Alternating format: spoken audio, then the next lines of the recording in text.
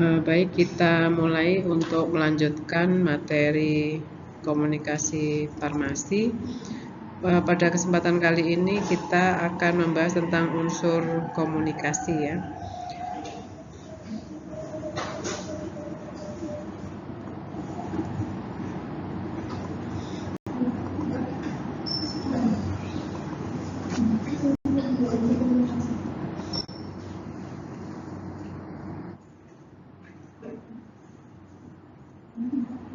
Menurut Aristoteles ya, elemen komunikasi itu terdiri dari beberapa hal. Yang pertama ada sumber komunikasi, kemudian ada saluran, kemudian ada penerima. Jadi kalau kita melihat skema ini, seakan-akan proses komunikasi itu bisa dihentikan gitu ya, dan dipisah-pisahkan antara sumber informasi, kemudian saluran untuk menyalurkan komunikasi itu sendiri, dan penerima. Sehingga kalau kita melihat komponen ini, komunikasi itu nanti bisa ditentukan gitu, mana sumbernya, mana penerimanya, mana salurannya. Kemudian menurut teori yang lain dari Shannon dan Weaver, sumber komunikasi itu ada unsur komunikasi itu ada beberapa hal. Di antaranya adalah sumber komunikasi ya. Kemudian saluran, kemudian ada berita ya, kemudian ada penerima, dan ada juga tujuan. Nah, sumber itu di sini biasanya disebut dengan komunikan ya, komunikan. Kemudian saluran ini sama ya, dia tempat menyalurkan berita tersebut. Kemudian media yang bisa dalam bentuk bermacam-macam ya. Ada kalau misalnya Anda kirim berita melalui WhatsApp, berarti medianya ya media WhatsApp. Ada yang melalui mungkin kalau yang live TikTok gitu ya, berarti dia menggunakan TikTok. Ada yang channel televisi seperti itu. Kemudian ada penerima ya, komunikan. Tadi sumber tadi komunikator ya, kalau penerima itu komunikan. Kemudian ada umpan balik atau feedback. Jadi komunikasinya itu bisa satu arah ataupun dua arah ya. Kemudian hasil atau akibat dari feedback itu sendiri. Nah, dengan melihat unsur-unsur komunikasi ini, biasanya nanti akan muncul hambatan dari komunikasi.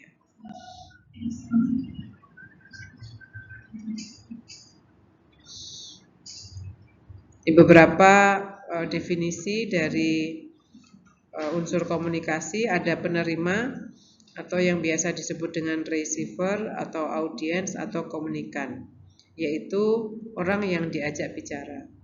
Supaya komunikasi lancar perlu kesamaan antara komunikator dan komunikan.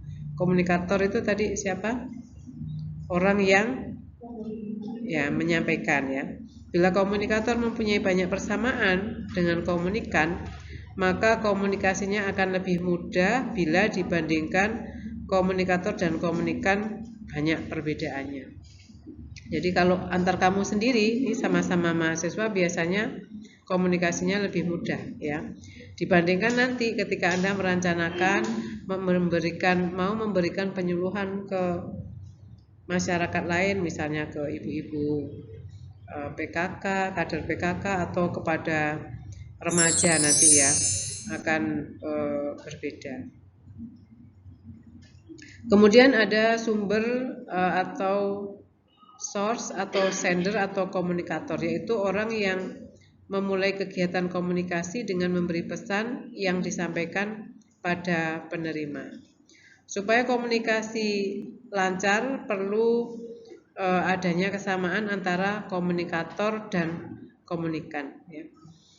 Bila berbeda tentang sifat-sifat antara komunikator dan komunikan, Bisa saja komunikasi berjalan atau berlangsung, namun akan terjadi adanya hambatan.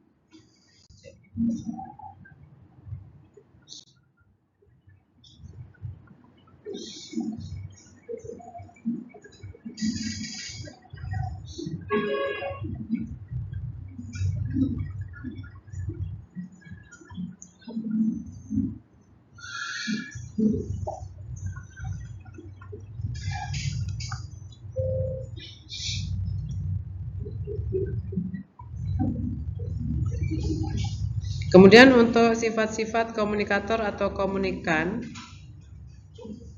antara lain adalah communication skill, atau yang pertama harus mempunyai communication skill atau keterampilan berkomunikasi. Misalnya, komunikasi dengan orang yang mempunyai keterampilan berkomunikasi yang sebanding atau seimbang, maka komunikasi akan lebih mudah daripada komunikasi dengan orang yang keterampilan komunikasinya rendah. Jadi kalau kita mempunyai kemampuan komunikasi yang baik, pada saat kita melakukan komunikasi itu kita harusnya bisa membedakan siapa yang kita ajak komunikasi, ya. Misalnya saya aja misalnya, contohnya dosen. Ketika berinteraksi di dalam lingkungan kampus ini kan banyak rekan, ya. Antara dosen dengan mahasiswa, cara bicaranya akan berbeda apabila saya berbicara dengan sesama dosen. Atau nanti misalnya ada cleaning service, ya, itu juga akan berbicaranya akan berbeda. Dalam hal ini konteks berbedanya itu bukan karena strata, ya. Jadi bedakan, oh berarti kita meremehkan orang yang kita ajak bicara. Tidak seperti itu. Tapi kita menggunakan bahasa yang bisa dipahami oleh yang kita ajak komunikasi. Gitu. Jadi kan kalau misalnya dengan cleaning service kan tidak perlu menggunakan bahasa Yunani, ya. Nah, kalau misalnya di kelas kita sedang belajar, bisa saja saya menggunakan bahasa-bahasa ilmiah. Nah, itu tentunya akan berbeda. Kemudian, nah ini dibahas yang kedua, attitude atau sikap. Sikapnya acuh tak acuh dalam berkomunikasi tentu juga akan menghambat. Seperti contoh di atas, bila orang yang memberi penyuluhan kredibilitasnya tidak baik, maka apa yang dikatakan penyuluh tersebut tidak dipedulikan oleh sasaran. Tentunya perlu usaha yang lebih keras bagaimana materi penyuluhan tersebut bisa dibawakan secara menarik dan mudah dimengerti oleh sasaran. Kadang-kadang segi entertainment sangat diperlukan. Jadi kalau kita sudah memberikan penyuluhan, kadang kita memberikan memberikan apa istilahnya? Guyonan-guyonan, ya, supaya audiens itu tetap on, ya, memperhatikan kita gitu. Kemudian knowledge atau pengetahuan. Kalau pengetahuan orang yang kita ajak berkomunikasi pengetahuannya rendah, tentunya kita harus menyesuaikan. Jangan menggunakan istilah yang berbeda dengan sistem mereka. Bila kita mengetahui sampai seberapa jauh pengetahuan sasaran penyuluhan, kita lebih mudah dalam mendesain penyuluhan. Jadi kayak media penyuluhan, nanti itu kita sesuaikan dengan kondisi di lapangan, siapa yang kita hadapi gitu. Kemudian yang keempat ada social system atau sistem sosial. Bagaimana sistem sosial mereka harus kita ketahui supaya komunikasi dapat berlangsung dengan baik. Karena sering muncul juga kecurigaan kalau sistem sosialnya berbeda sehingga perlu pendekatan yang berbeda pula. Ya, contoh sederhananya kalau misalnya kalian pergi ke daerah lain, ya. Kayak misalnya yang berbeda itu kayak ke Bali, ya. Udah pernah ke Bali belum? Kalau kita kunjungan ke tempat adat, itu pasti mereka punya aturan-aturan, ya, dan mungkin disampaikan terlebih dahulu oleh guide-nya supaya nanti ketika berada di lokasi itu kita tidak mengalami kegagalan komunikasi. Jangan sampai salah menyebut sesuatu gitu. Misalnya yang membuat seseorang itu tersinggung kita sampaikan, itu jangan sampai. Kemudian kultur atau budaya, bagaimana kebudayaan masyarakat tersebut perlu tidak kebudayaan diglobalisasi. Nah, ini contohnya Bali ya, maju tetapi budaya Bali tetap hidup, demikian pula Jepang. Budaya lama masih bertahan walaupun Jepang sudah begitu maju dalam teknologinya. Kenapa? Ya karena kan rata-rata daerah tersebut itu memang dipertahankan ya untuk kultur kearifan lokalnya ya.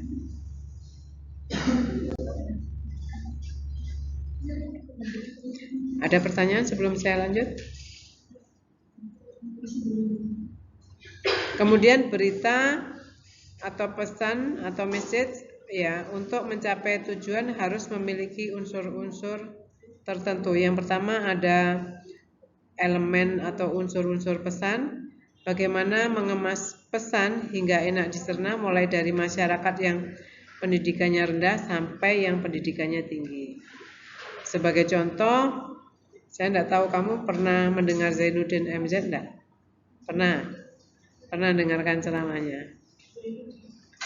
Zainuddin MZ enggak pernah ya? Ya ini memang zaman dulu ya, pembicara zaman dulu. Jadi terkenal dengan istilah dai sejuta umat. Jadi kalau beliau itu ceramah, itu pasti yang datang itu banyak sekali dan dari berbagai golongan.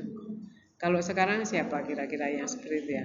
Maksudnya tokoh masyarakat yang kalau memberikan informasi itu didengar oleh semua lapisan masyarakat. Ada enggak kalau sekarang? Belum ketemu ya kalau di zaman ibu. Mungkin kalau kamu melihat rekamannya di YouTube itu akan ketemu Zainuddin MZ. Sering kok itu potongan ceramahnya itu dipotong dibuat di TikTok.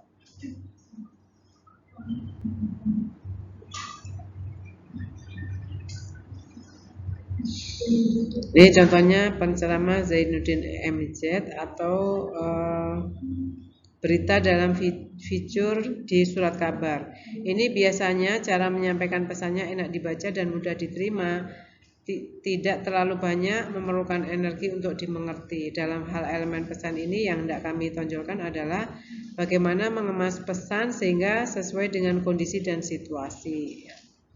Contoh promosi dari siswa SMU yang mempromosikan internet. Nah, nanti ini tergantung dari materinya ya.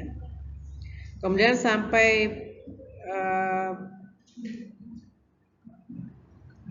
kalau misalnya cara penyampaian kita menarik itu, orang lain itu akan punya interest ya, dia akan memperhatikan.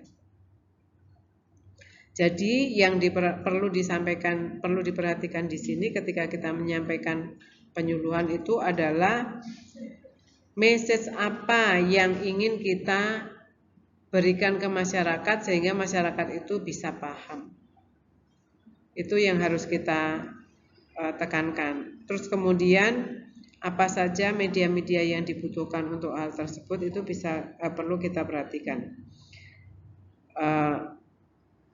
Yang pertama adalah menggunakan bahasa yang sesuai tadi ya. Ya kalau orangnya ada enggak daerah yang tidak bisa bahasa Indonesia? Masyarakatnya banyak ya. Banyak masyarakat. Nah, otomatis kalau kita memberikan penyuluhan di daerah tersebut, kita harus menggunakan bahasa daerah. Ya kita harus belajar juga. Jadi nanti kalau misalnya Anda bekerja ya ada kayak misalkan PNS itu kan kalau di puskesmas kadang mereka harus turun ke masyarakat. Nah itu kita harus punya strategi untuk menyampaikan apa yang akan menjadi tujuan kita.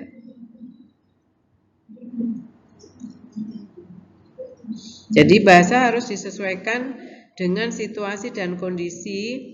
Yang sering dalam komunikasi adalah adanya salah paham terjadi bukan karena hal yang pokok, tetapi kesalahan dalam hal mengkomunikasikannya. Walaupun dalam wawancara pejabat dengan belak-belakan, pejabat tadi dapat menyampaikan kritik yang kadang memerahkan telinga yang dikritik ya. Ini cara menyampaikan yang harus diperhatikan. Kemudian konten atau isi. Bagaimana isi pesan tentunya harus disesuaikan dengan tujuan mengkomunikasikan pesan tersebut.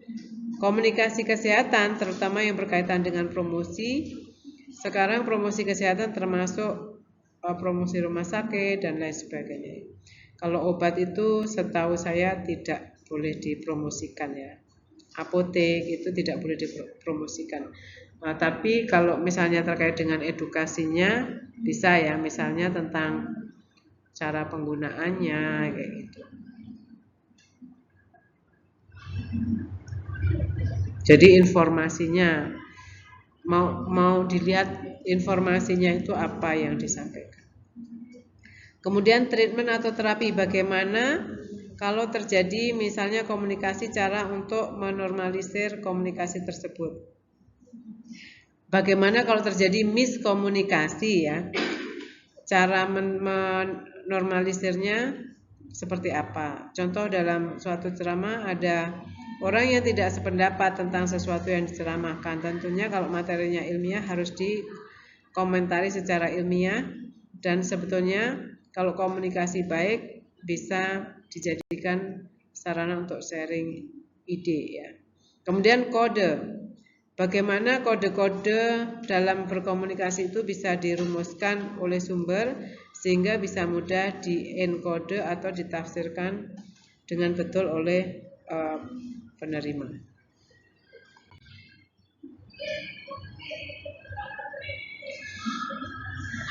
Dalam proses komunikasi itu terdapat 3 hal penting. Yang pertama encoding, decoding, dan umpan balik. Encoding yaitu proses pembuatan kode atau pengkodean, yaitu proses menerjemahkan rangsang informasi, gagasan, dan lain-lain ke dalam bentuk lambang-lambang agar dapat dikirimkan melalui saluran tertentu yang sesuai dengan media yang dipakai.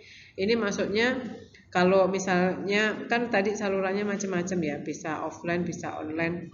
Ya kalau online itu ya kita harus bisa mendelivery apa yang menjadi tujuan komunikasi kita itu sehingga bisa diterima oleh masyarakat. Kemudian decoding. Decoding itu penterjemah, yaitu proses menerjemahkan lambang ke dalam bentuk kumpulan informasi yang utuh. Proses encoding dan decoding dalam proses komunikasi dapat terjadi baik pada komunikator maupun komunikan. Nah, umpan balik yaitu respon yang timbul akibat dipahaminya komunikasi merupakan lanjutan dari proses recording. Umpan balik itu dapat berupa informasi baru. Jadi dalam belajar pun sama ya. Belajar itu merupakan proses pemberian informasi juga. Jadi kalau misalnya pembelajaran itu bisa direspon dengan baik, itu akan ada umpan balik sehingga nanti akan menemukan sesuatu yang baru. Jadi tidak hanya saya atau dosen yang menyampaikan, tapi dari pihak mahasiswa peserta itu juga akan memberikan informasi yang baru. Maksudnya memberikan informasi yang baru itu dari pertanyaannya itu nanti akan bisa menimbulkan penjelasan sehingga menimbulkan informasi yang baru. Jadi proses untuk penerimaan pesan itu sendiri dari sumber atau komunikator akan diubah menjadi encode ya, menjadi pesan.